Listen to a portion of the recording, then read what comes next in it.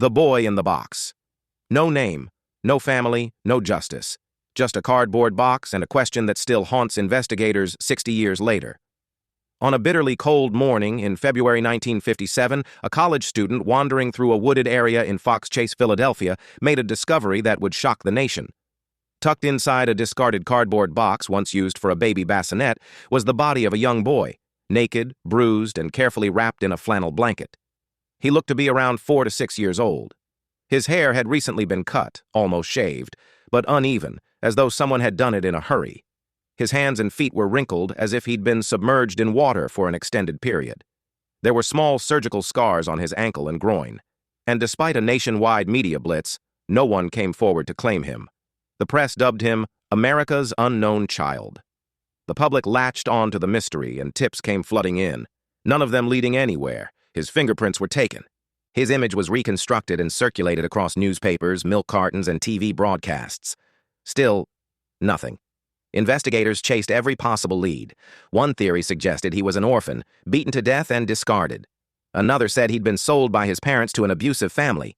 One woman, years later, claimed her mother had bought the boy and killed him in a fit of rage. But her account was erratic and couldn't be verified. The box the child was found in came from a JCPenney store. But even tracing that box led to a dead end. Multiple people had taken boxes from the same location. There were no records, no security cameras, no trail to follow. The boy was buried in a pauper's grave, with a small headstone reading, "Heavenly Father, bless this unknown boy." His case became a fixture in true crime lore, a tragic symbol of a child lost not just in death, but in identity. And then, 65 years later, a breakthrough.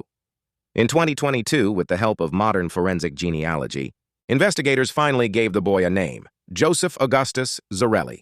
He was born in 1953. His biological parents were identified, though authorities withheld their names. DNA had done what decades of detective work could not. But the truth only opened more questions. Why didn't anyone report him missing? What kind of life did Joseph live before his death? And who was responsible for ending it? No arrests have been made.